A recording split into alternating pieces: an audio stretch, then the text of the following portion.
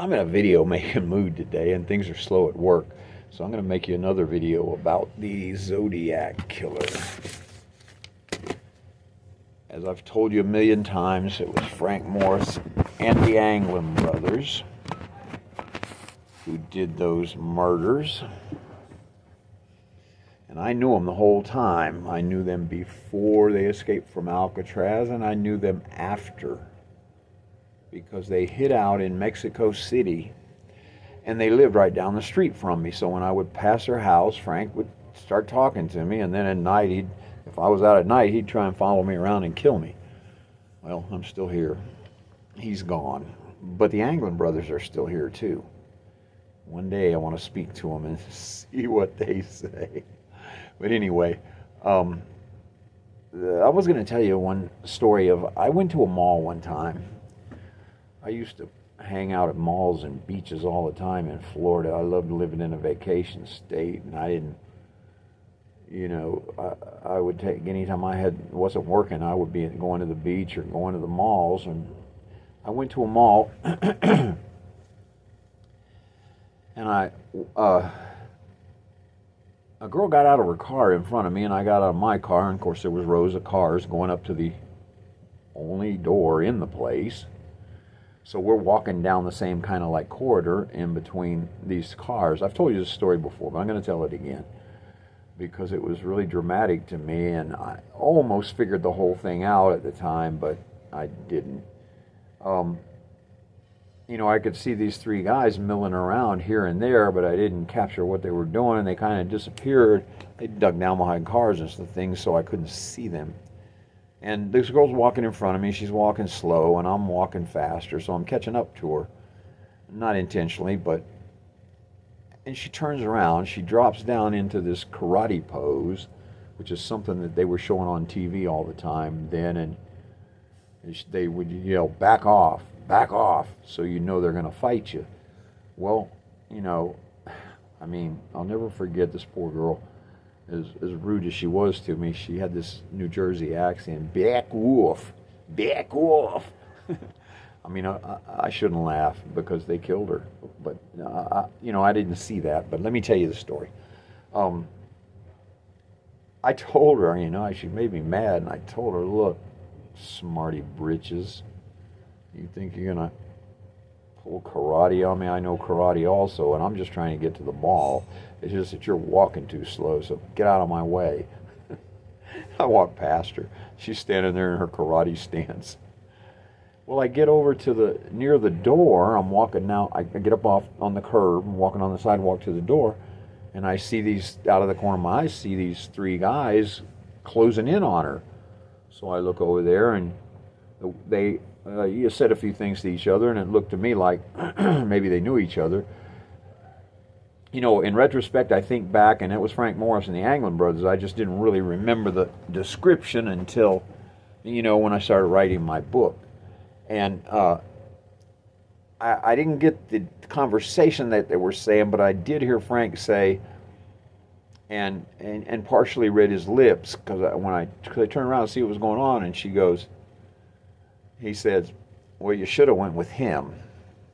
And I think she said something about that guy was following. I think they probably, because one of their tricks was to act like police officers. They would pull up their shirt or whatever, open the coat, and show the person a gun and say, I don't know. They probably told these girls they were investigating me, and then try to get their confidence. But I heard him say, well, you should have went with him because now you're going with us or something like that. And they kind of grabbed her by the arm and they took off. And I went on in the mall because I didn't get it, I just thought, I don't know. I was probably in my 20s then. And I ended up coming back to that mall a couple times, and a security officer or police officer or both, there was three of them, come up to me, a female. She was real friendly. She goes, do you know that we're having a problem here at this mall? And I go, really? She goes, yeah, people are disappearing. And I go, okay, what's that got to do with me? She goes, I don't know. What has it got to do with you? And I said, I'm not making people disappear. And she goes, yeah, I know, we've been watching you. We know you're not, but we think that someone is following you around and they're abducting people after you leave or when you're here or whatever. And I told her, I said, yeah, I don't like that. And I've heard that before. She goes, you have? And I go, yeah. And I told her, I said, I had this friend in Mexico City who claimed he was a Zodiac killer. And I'm starting to think more and more that he may be following me around. And she just freaked out, like, Zodiac killer? And I go, yeah. And she goes, you know the Zodiac killer? And I go, well, I know some dummy in Mexico that says he's a Zodiac killer. And then I brushed it off. I'm like, but nah, I don't think so. I think these guys just made it up.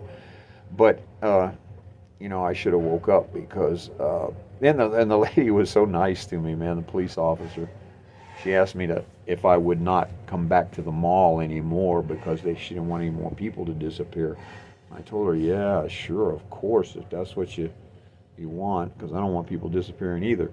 And I go, is there anything else I can do to help you out with it? She goes, I don't know, you might want to leave the state or something for a little while, maybe, or permanently, because maybe they won't follow you or whatever. And I go, yeah, well, that's part of what led me to go off to Texas to chiropractic college, and that's when I started lying to Frank Morris about where I was at. Before that, I always told him, and he would just follow me. You know, dumb kid growing up.